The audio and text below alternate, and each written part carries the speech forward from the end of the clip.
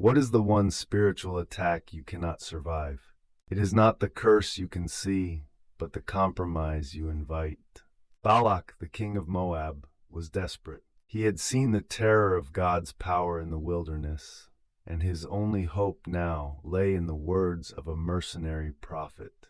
Balaam, having just survived the wrath of an angel and the wisdom of a donkey, arrived. He was a man consumed by the desire for profit, yet forced to surrender to the divine utterance. Balak took Balaam up to the high places of Baal, where he could see the entire encampment of Israel. Balak ordered 7 altars built and 7 bulls and 7 rams prepared. The ritual was meant to harness the power of the curse. Balaam, standing on the heights, went to meet with God. Balak waited in anticipation for the words of doom. But when Balaam returned, the curse withered on his tongue. Instead, his mouth opened, and a soaring, majestic blessing poured out.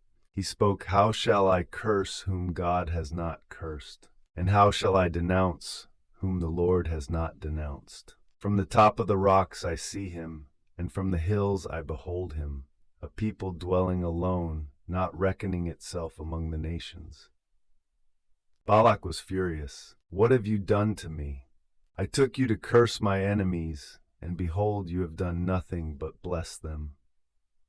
Balaam, humbled and defensive, replied, "Must I not take heed to speak what the Lord puts in my mouth?" Balak, convinced it was a bad vantage point, tried again. He took Balaam to the top of Mount Pisgah to a different view, hoping a partial view would yield a partial curse. The altars were rebuilt, the rituals repeated. Again, Balaam's tongue was hijacked by the divine. He saw the integrity of the Israelite camp, the presence of God among them, and he spoke another blessing, concluding, "God is not a man that he should lie, nor a son of man that he should change his mind." Balak was enraged. He commanded Balaam, "Neither curse them at all, nor bless them at all." Let's pause. Let's stand with Balak in this moment of utter frustration. The desperation of the king reveals a profound, unshakable theological truth. You cannot curse what God has permanently blessed. The ritual was perfect, the location was right, the money was paid, but the word of God was immovable. Balaam's will was a prisoner to the divine intention. The power of the blessing was not in the prophet's skill, but in the divinity of the covenant. Balaam, seeing his last chance for profit slipping away, was moved a 3rd time. He was led to the top of Mount Peor. This time, he did not even go to seek an omen. He simply looked out over the desert, and the Spirit of God came upon him. He was overpowered by a vision that stretched far beyond the encampment beneath him, a vision of a future king, a future destiny. He spoke his most famous and terrifying prophecy. "I see him, but not now. I behold him, but not near. A star shall come out of Jacob, a scepter shall rise out of Israel."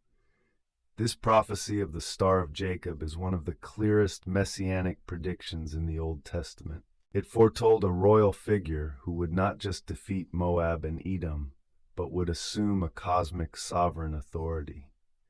Balaam, the prophet for hire, was forced to speak the ultimate truth of the scepter's rise, a scepter that would ultimately defeat the curses of the world.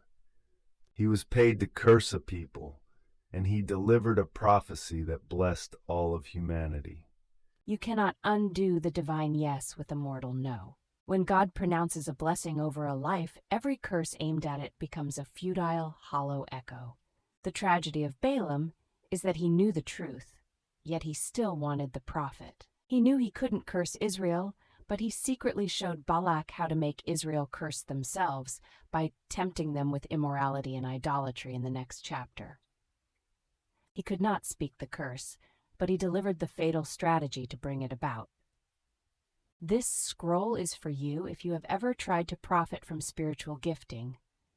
This scroll is for you if you have ever feared a spiritual attack, only to realize that the true danger lies in compromising the blessing you already possess. This scroll is for you if you need to remember that God's covenantal promises are the only immovable things in a shifting world. The word of God, once spoken, cannot be undone, even by the most powerful tongue. The star of Jacob had already been set in the heavens of destiny.